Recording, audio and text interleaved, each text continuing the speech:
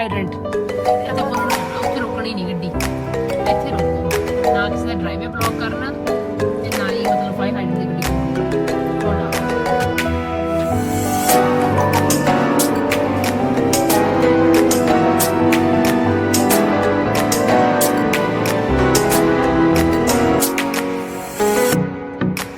side ਮੇਰੇ body ਬੰਨੀ ਤੱਕ ਲਿਆ ਬਸ ਇੱਥੇ ਤੱਕ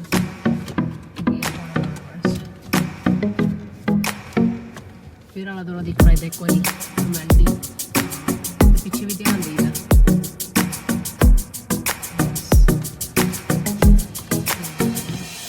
ਆ ਦੋ ਵੀ ਦੇਖ ਲੈਫਟ ਹੀ ਕੱਟਣਾ ਲੈਫਟ ਤੇ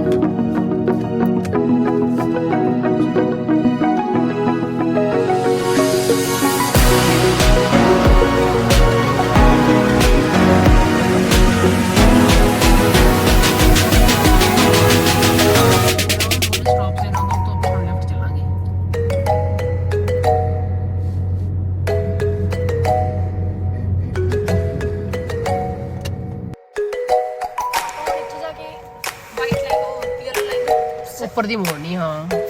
ਹਾਂ ਇੰਨੀ ਦੂਰ ਵੀ ਗੱਡੀ ਆਉਂਦੀ ਆ ਤੁਸੀਂ ਜਾਣਾ ਨਹੀਂ ਮੂਵ ਨਹੀਂ ਹੋਣਾ ਜਦੋਂ ਦੋਨੇ ਸਾਈਡਾਂ ਕਲੀਅਰ ਹੋਣਗੀਆਂ ਉਹ ਵੀ ਗੱਡੀ ਆਉਂਦੀ ਆ ਜਾਣਾ ਨਹੀਂ ਵੇਟ ਕਰੋਗੇ ਇੱਦਾਂ ਨਾ ਹੁਣ ਦੋਨੇ ਪਾਸੇ ਕੁਝ ਨਹੀਂ ਆਉਂਦਾ ਹੁਣ ਸ਼ੋਲਡਰ ਚੈੱਕ ਕਰਕੇ ਇੱਦਾਂ ਤੇ ਲੈ ਜਾ ਗੱਡੀ ਮੋੜ ਦੇ ਯੈਲੋ ਲਾਈਨ ਦੇ ਕੋਲ ਪਹਿਲੀ ਲੇਨ ਯੈਲੋ ਦੇ ਬਿਲਕੁਲ ਕੋਲ ਇੱਥੇ ਇੱਥੇ ਮੋੜ ਰਹੀ ਹੈ ਇਹ ਤੋਂ ਸਿੱਧੇ ਜਾਂਦੇ ਹਾਂ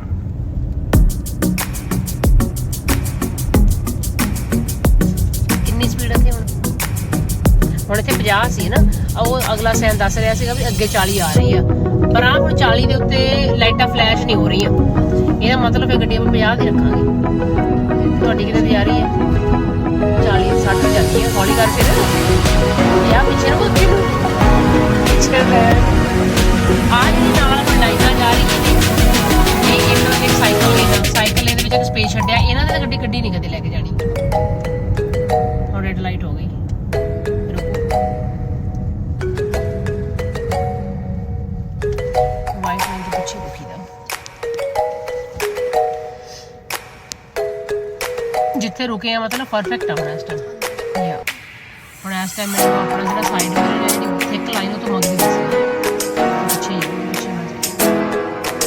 ਉਹ ਦੇਖ ਜਿਹੜਾ ਉਹਨੇ ਗੱਡੀ ਮੋੜੀ ਸਾਈਕਲ ਲੇਨ ਦੇ ਵਿੱਚ ਨਹੀਂ ਨਾ ਮੋੜੀ ਸਿੱਧਾ ਡਾਇਰੈਕਟ ਦੂਜੀ ਲੇਨ 'ਚ ਲੈ ਗਿਆ ਆਪਣੀ ਡਰਾਈਵਿੰਗ 'ਚ ਇੱਦਾਂ ਮੋੜਨੀ ਹੈ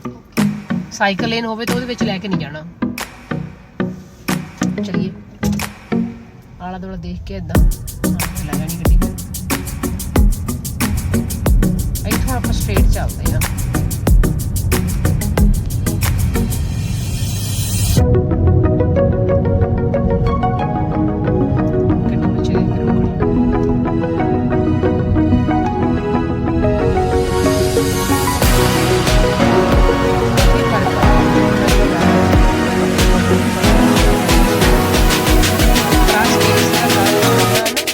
ਟਾਇਰ ਦਿਸਣੇ ਚਾਹੀਦੇ ਆ ਗਰਾਊਂਡ ਤੱਕ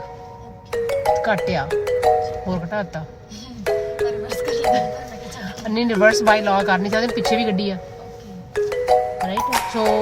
ਪਿੱਛੇ ਨੂੰ ਨਹੀਂ ਕਰਨੀ ਮਤਲਬ ਪਹਿਲਾਂ ਹੀ ਡਿਸਟੈਂਸ ਰੱਖ ਕੇ ਖੜੇ ਹੋਵੋ